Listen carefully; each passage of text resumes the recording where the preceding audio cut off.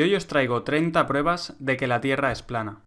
1. Si la Tierra fuera una esfera, deberíamos poder observar su curvatura en el mundo físico real. Sin embargo, todas las pruebas y experimentos que se han realizado para intentar detectar esta supuesta curvatura han dado un resultado nulo. El modelo heliocéntrico oficial dice que la Tierra es una esfera de 40.000 kilómetros de circunferencia. Si esto fuera cierto, el horizonte debería desaparecer de la vista a un ritmo de 8 pulgadas por cada milla de distancia al cuadrado. Samuel Birley Robotham, inventor y escritor inglés, explica este principio en su libro Zetetic Astronomy, Earth Not a Globe. Si la Tierra es un globo de 40.000 kilómetros de circunferencia, la superficie de todas las aguas debe presentar cierto grado de curvatura, ya que cada parte debe ser un arco del círculo total terrestre. Desde la cima de cualquiera de estos arcos habrá una curvatura o caída de 8 pulgadas en la primera milla de distancia. En la segunda milla habrá una caída de 32 pulgadas, en la tercera milla 72 pulgadas y así sucesivamente. La fórmula para calcular la curvatura desde el nivel del mar es 8 multiplicado por la distancia en millas al cuadrado. En cambio, si el observador se encuentra en un punto superior al nivel del agua, la fórmula cambia y es la siguiente. En Cambridge County, Inglaterra, hay un canal artificial de 32 kilómetros de largo llamado Old Bedford. Samuel Robotham puso allí un barco con una bandera a 1,5 metros por encima del nivel del agua. El barco navegó hasta Welney Bridge, a 9,6 kilómetros en línea recta desde donde se encontraba Robotham. Este se colocó en medio del canal con un telescopio que estaba a 20 centímetros sobre el nivel del agua. Robotham miró por el telescopio y comprobó que el barco y la bandera eran perfectamente visibles durante todo el trayecto. Si la Tierra fuera un globo de 40.000 kilómetros de circunferencia, la trigonometría esférica dicta que la punta de la bandera que había en el barco, situada a 1,5 metros sobre el nivel del agua, hubiera estado escondida detrás de 3,5 metros de curvatura. Sin embargo, ese no fue el caso, sino que la bandera pudo ser observada en su totalidad a lo largo de los 9,6 kilómetros. Robotham realizó más experimentos similares en el canal y concluyó que no había ninguna curvatura en la superficie terrestre. Hoy en día hay miles de vídeos en YouTube replicando este experimento, y todos muestran objetos en la distancia que no deberían ser visibles si la Tierra fuera una esfera de 40.000 kilómetros de circunferencia. 2. El fotógrafo Joshua Nowicki realizó el 5 de mayo de 2016 un timelapse de la ciudad de Chicago desde el Whitecomb Senior Living Community en St. Joseph, Michigan. La distancia entre ambos puntos es de 60 millas, es decir, 96 kilómetros, y el fotógrafo se encontraba a 1,80 metros sobre el nivel del mar. Usando el segundo cálculo trigonométrico anteriormente explicado, nos sale que entre el punto en el que estaba el fotógrafo y la ciudad de Chicago habría una caída de curvatura de 650 metros, por lo que cualquier edificio que tuviese una altura menor a 650 metros estaría completamente oculto tras la curvatura terrestre. El edificio más alto de Chicago es el Willis Tower, con una altura de 442 metros, por lo que la parte más alta del edificio debería estar oculta tras 208 metros de curvatura. El timelapse muestra claramente todos los edificios enfocados prácticamente al completo, probando que no hay ninguna curvatura en la superficie terrestre. Después de que este timelapse y otras fotografías de Joshua Nowicki salieran a la luz, varias cadenas de televisión norteamericanas se apresuraron desesperadamente a decir que lo que se ve en las fotografías, en las imágenes, es en realidad un espejismo. Es decir, que las imágenes en realidad eran producto de la refracción de la luz. Dicen que la diferencia de temperaturas en la atmósfera hace que la luz se doble en el horizonte y cree una ilusión óptica. El problema de esta forzada explicación es que los espejismos se diferencian por presentar una imagen claramente distorsionada o invertida, y en el timelapse de Nowicki se puede ver la ciudad de Chicago durante 15 o más horas seguidas, con una imagen nítida y detallada. 3. Desde la costa de Ohairo Bay, en Nueva Zelanda, se pueden ver y fotografiar las montañas de Kaikoura, que están a 130 kilómetros de distancia. Si la Tierra fuera una esfera de 40.000 kilómetros de circunferencia, la curvatura terrestre taparía unos 1.500 metros de estas montañas. 4. Desde la isla de Oahu se puede ver la isla de Kauai, tal y como confirma Terry Robinson con numerosas fotografías y grabaciones tomadas a 60 metros sobre el nivel del mar. La distancia entre ambas islas es de 174 kilómetros, y el punto más elevado de Kauai es el pico Kawaikini a 1.598 metros sobre el nivel del mar. Una vez calculada la supuesta caída de curvatura que tendríamos que observar, nos salen 2.354 metros, por lo que desde Oahu no se podría ver nada que estuviera en la isla de Kauai y que no estuviera por encima de los 2.354 metros. Sin embargo, el punto más alto, el pico Kawaikini, está a tan solo 1.598 metros, por lo que faltarían 756 metros para que pudiera ser visto desde Oahu. 5. El Gran Canal de China tiene 1.776 kilómetros de longitud y según datos oficiales su punto más alto se encuentra en las montañas de Shandong, a 42 metros de altura. Si la Tierra fuera una esfera de 40.000 kilómetros de circunferencia, la trigonometría esférica dicta que el canal formaría un arco siguiendo la curvatura terrestre y su punto más alto estaría en el centro a una altura de 60.940 metros y no a tan solo 42 metros como sucede en la realidad. 6. Sean McCrary, instructor del sistema de misiles Sea Sparrow de la Marina de los Estados Unidos, ha confirmado en varias entrevistas públicas que el sistema de rastreo de estos misiles tiene una variabilidad en la línea de detección del objetivo de tan solo 2 grados. La distancia entre el lugar de lanzamiento del misil y el objetivo suele ser de unos 80 kilómetros, y el radar de detección se encuentra normalmente a 2,5 metros por encima del nivel del mar, ya que los objetivos de estos misiles suelen ser aeronaves que vuelan casi rozando el mar para no ser detectados. Según la trigonometría esférica, si la Tierra fuera un globo de 40.000 kilómetros de circunferencia, la aeronave a 80 kilómetros de distancia estaría a unos 500 metros escondida detrás de la curvatura terrestre, por lo que el misil, que solo puede variar 2 grados su línea de trayecto, no podría alcanzar el objetivo bajo ningún concepto. Sin embargo, siempre que se han llevado a cabo estas operaciones militares, el misil ha alcanzado su objetivo perfectamente, probando que la supuesta curvatura de la Tierra es totalmente inexistente. 7. Muchas personas argumentan que si la Tierra fuera plana, deberíamos poder ver, por ejemplo, el Everest desde cualquier parte del mundo, y que esto no es posible debido a la curvatura de la Tierra. No obstante, estas personas parecen olvidar que la visión humana tiene un límite, que cuanto más se aleja un objeto de nuestra posición, más pequeño se hace. Si ponemos cualquier objeto delante nuestro y lo vamos alejando,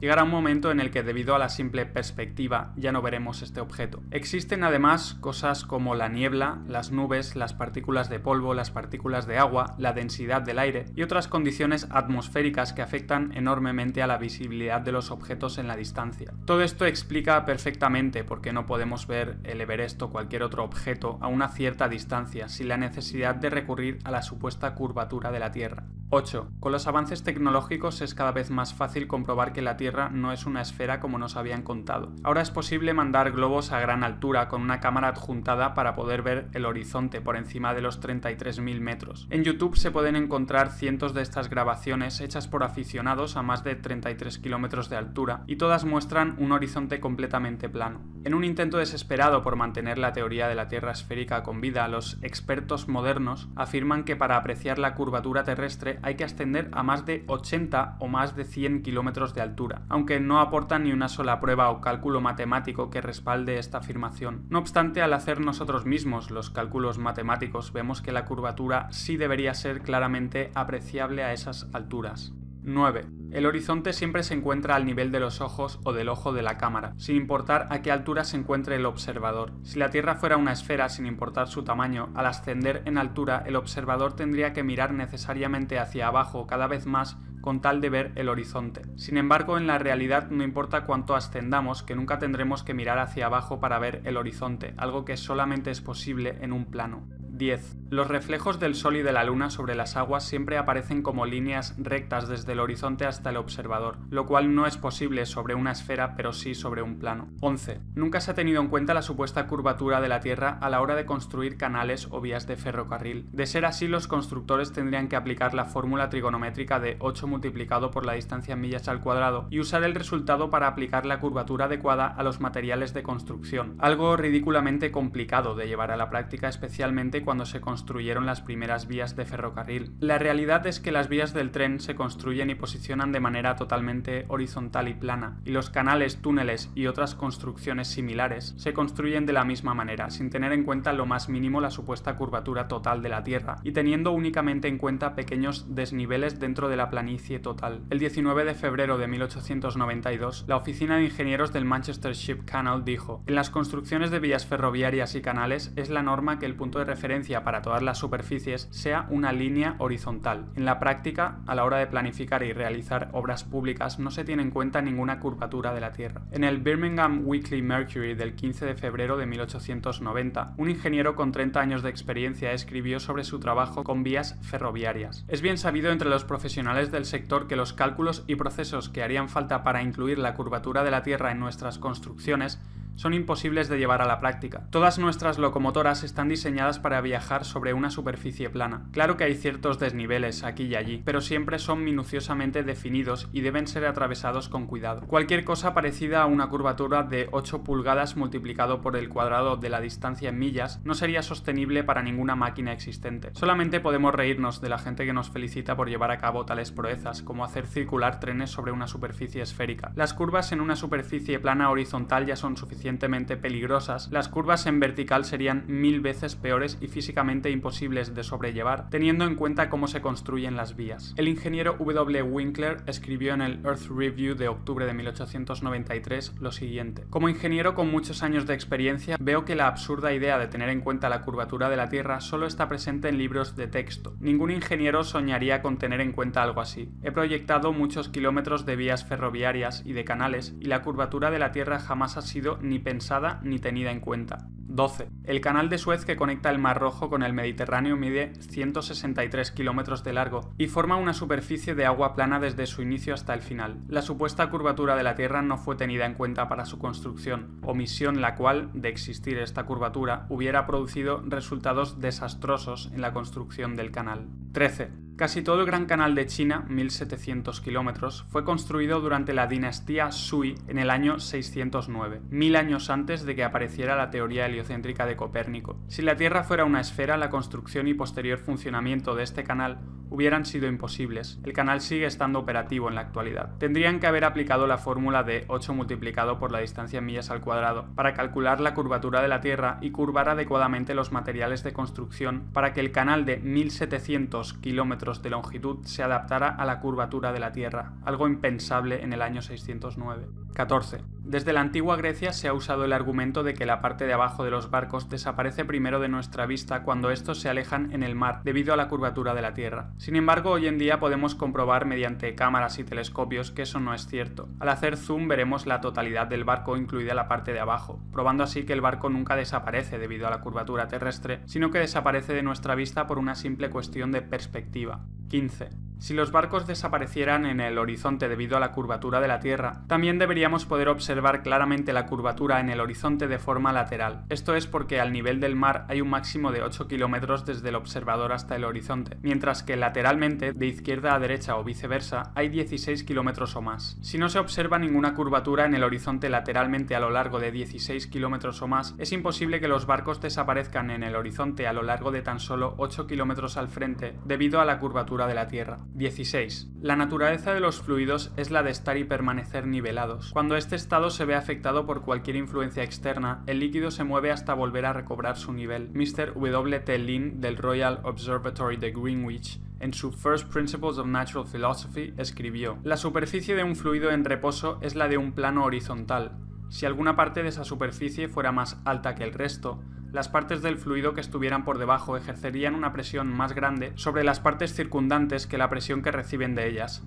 por lo que habría un movimiento de las partículas hasta que ninguna estuviera más elevada que las demás, es decir, hasta que la superficie del fluido fuera un plano horizontal. Si la Tierra fuera una esfera, la superficie de las aguas debería presentar cierto grado de curvatura, pero lo que vemos en la realidad es que las aguas están totalmente niveladas, mares, ríos, lagos, etc. Una Tierra plana es congruente con la propiedad física del agua, de buscar y mantener su nivel, pero una Tierra esférica no lo es. William Thomas Weisman en The Earth an Irregular Plane escribió: la superficie de todas las aguas está perfectamente nivelada, siempre y cuando no se vea agitada por causas naturales como vientos, mareas, terremotos, etc. Esto es evidente para cualquier persona razonable que sepa usar la vista. 17. El río Nilo tiene una longitud de 6.800 kilómetros. Si la Tierra fuera una esfera de 40.000 kilómetros de circunferencia, según la trigonometría esférica, la primera mitad de este río, 3.400 kilómetros, debería estar fluyendo hacia arriba por una cuesta de 800 kilómetros de altura. Sin ningún tipo de fuerza que la impulse, el agua nunca fluye hacia arriba. En este caso, el nacimiento del Nilo se encuentra en el río Cajera, a una altura de 2,7 kilómetros, por lo que es imposible que el río tenga la fuerza suficiente como para subir una cuesta de 800 kilómetros de altura. Algunas Algunas personas dicen que en realidad el Nilo no fluye hacia arriba, porque en el espacio no hay ni arriba ni abajo. Lo que parecen olvidar es que el río Nilo se encuentra dentro de la Tierra y no en el espacio exterior. Algunos también dicen que la gravedad atrae al río Nilo hacia el centro de la Tierra y que por eso es capaz de fluir hacia arriba. Lamentablemente el comodín de la gravedad no funciona, ya que si la gravedad puede hacer que un río fluya hacia arriba por una cuesta de 800 kilómetros, debería poder hacer lo mismo con todas las demás aguas del mundo. Uno solo tiene que pensar si alguna vez ha visto el agua fluir hacia arriba sin alguna fuerza que la impulse. La respuesta evidentemente es no. Tal sinsentido va en contra de las leyes de la física y del sentido común. El Nilo fluye hacia abajo hasta desembocar en el mar como todos los demás ríos. Esto no es posible en una tierra esférica donde el Nilo debería fluir hacia arriba por una cuesta de 800 kilómetros, pero sí es lógico y posible en una tierra con la superficie plana, donde cualquier desnivel, en este caso el río Cajera a 2,7 kilómetros de altura, permitirá que el río fluya hacia abajo hasta desembocar en el mar.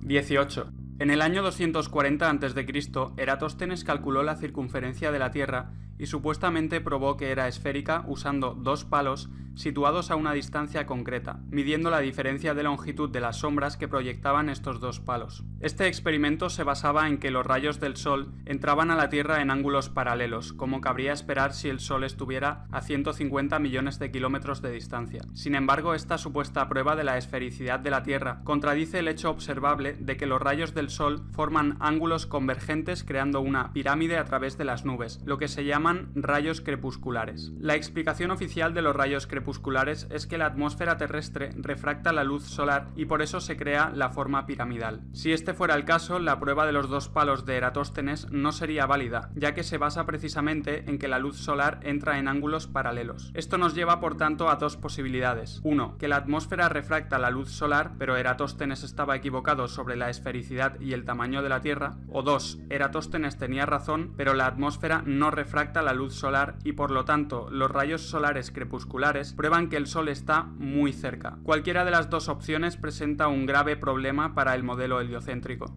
19. Si la Tierra fuera una esfera de 40.000 kilómetros de circunferencia, un avión comercial volando a una velocidad media de 800 kilómetros por hora debería inclinar el morro del avión hacia abajo para compensar un ascenso de 846 metros cada minuto y así poder volar paralelo a la Tierra. Si no lo hiciera, después de una hora de haber despegado, el avión se encontraría unos 50 kilómetros más arriba de lo esperado y seguiría ascendiendo unos 50 kilómetros cada hora hasta llegar al espacio exterior. Sin embargo, los pilotos jamás tienen que realizar tal maniobra compensatoria, sino que cuando el avión llega a su techo absoluto, es decir, la mayor altitud a la que un avión puede mantener el vuelo nivelado, el piloto simplemente mantiene su trayectoria de forma nivelada sin preocuparse de tener que ajustar el morro del avión para no acabar en la órbita espacial.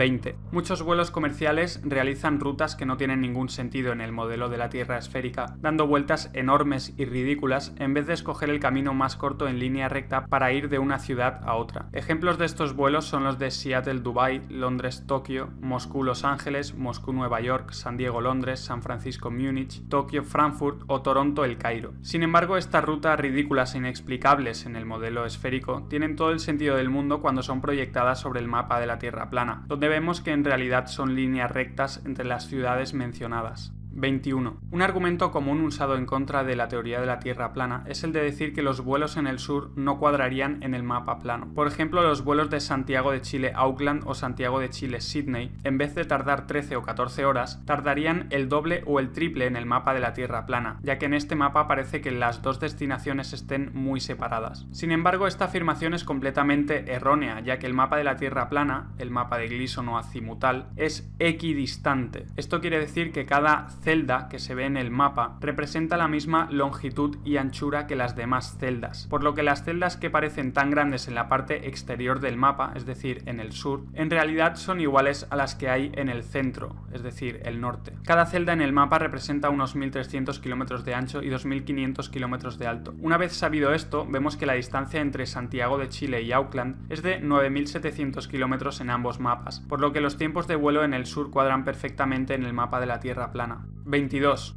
Las autoridades dicen que la Antártida es el continente de hielo situado en el extremo sur del globo terráqueo. La realidad, no obstante, es que la Antártida es la circunferencia exterior de hielo que rodea a la Tierra. En la Antártida se encuentran los grandes muros de hielo que rodean a la Tierra y hacen de recipiente para los océanos. Mucha gente se pregunta dónde está el borde de la Tierra plana, pero teniendo en cuenta que la Tierra está rodeada por estos enormes muros de hielo, hablar de un borde de la Tierra carece de sentido. 23. Si la Tierra fuera una esfera, no habría muchas diferencias en el periodo de un año entre el clima del Ártico en el norte y el clima del Antártico en el sur. Sin embargo, encontramos que en el Ártico existen unas 130 especies de mamíferos, 280 especies de aves, 3.000 especies de insectos, 450 especies de peces, algunos reptiles y anfibios y cerca de 3.000 especies de flora o vegetación. Por el contrario, en el Antártico la fauna es muy escasa y se encuentra casi en su totalidad en el océano. La única especie que pasa el invierno antártico sobre el hielo es el pingüino emperador. La flora es prácticamente inexistente y se reduce a algunos musgos, algas y líquenes. En Islandia, que se encuentra a 65 grados latitud norte, hay cientos de especies de aves y decenas de especies de mamíferos terrestres como zorros árticos, osos polares, renos, bisones, ratas y ratones, ovejas, pollos, reses, cabras, perros, ponis islandeses o conejos. En cambio, en las islas Georgias del Sur, a 54 grados latitud sur, no hay ninguna especie de mamífero terrestre y tan solo se pueden ver algunas focas en la zona. En adición, el polo norte es sustancialmente más caliente que el sur, con temperaturas medias en invierno de menos 34 grados centígrados y en verano de 0 grados, mientras en el sur la temperatura media en invierno es de menos 65 grados centígrados y en verano de menos 25 grados. El sol se comporta muy diferente entre sitios de la misma latitud dependiendo de si estamos en el norte o en el sur del Ecuador. Los días más largos de verano en el norte son mucho más largos que en el sur y los inviernos más cortos en el norte son mucho más cortos en el sur. Todas estas claras diferencias climáticas no tienen ninguna explicación satisfactoria en el modelo de la Tierra esférica, donde el Sol alumbra lo mismo en el Ártico y el Antártico a lo largo del año, pero en cambio sí que pueden ser perfectamente explicadas en el modelo de la Tierra plana, donde el Sol completa su círculo por encima de la Tierra cada 24 horas y cambia de trópico a trópico cada 6 meses. El Sol viajará mucho más rápido por la gran circunferencia del sur para poder completar su vuelta en las mismas 24 horas que tarda en completarla en el pequeño círculo central del norte, y por tanto el sur recibirá mucha menos luz y calor solar que el norte a lo largo del año. 24. Si la Tierra fuera una esfera, la distancia alrededor de su superficie a 45 grados latitud sur no podría ser muy diferente a la que hay a 45 grados latitud norte. Sin embargo, navegantes y pilotos se encuentran con que la distancia alrededor de la Tierra a esa latitud sur es, como mínimo, el doble a la que hay en la misma latitud norte. Esto es totalmente incompatible con el modelo de la Tierra esférica, donde la distancia debería ser prácticamente la misma, ya que nos encontramos en una esfera o un globo. Pero es algo totalmente lógico en el modelo de la Tierra plana, donde la superficie terrestre se expande hacia el sur a medida que uno se aleja del polo norte, teniendo por tanto que recorrer mucha más distancia para rodear la Tierra en la gran circunferencia del sur que en la pequeña parte central del norte. 25. El polo sur es un lugar necesario dentro del modelo de la Tierra esférica, ya que sería el punto opuesto al polo norte en el globo terráqueo. Sin embargo, la única prueba de su existencia son unas banderas, un palo con una esfera metálica encima y vídeos e imágenes que supuestamente han sido tomadas allí. No obstante, las banderas, la bola metálica y todas las imágenes y vídeos se podrían haber hecho en cualquier punto aleatorio de la Antártida, que la Tierra plana es la gran circunferencia de hielo del sur. Por tanto, unas cuantas banderas e imágenes tomadas en un lugar helado no son ninguna prueba de que haya un polo sur en una Tierra esférica. 26. Si la Tierra fuera una esfera con dos polos magnéticos iguales y opuestos, el polo norte y el polo sur, deberían existir brújulas que apuntaran con su aguja magnética siempre al norte y brújulas que apuntaran siempre al sur. De hecho, una brújula que apuntara siempre al polo sur sería preferible para los viajeros que se encontraran en el hemisferio sur. La realidad, no obstante, es que no importa lo cerca que se sitúe uno del polo sur, que una brújula siempre apuntará al norte con su aguja magnética, algo que no tiene sentido en el modelo de la Tierra esférica, donde hay dos polos magnéticos. En el modelo de la Tierra plana, en cambio, esto es perfectamente lógico, ya que no existe el polo sur, sino que solo existe el polo norte magnético situado en el centro de la Tierra. 27. Una supuesta prueba de que la Tierra es esférica es la posibilidad de dar la vuelta al mundo partiendo desde un punto y volviendo a él. No obstante, esto puede ser igualmente logrado en la Tierra plana, volando o navegando alrededor del círculo terrestre, teniendo siempre el norte a nuestra derecha o el norte a nuestra izquierda. En la Tierra plana plana, el polo norte se sitúa en el centro del círculo terrestre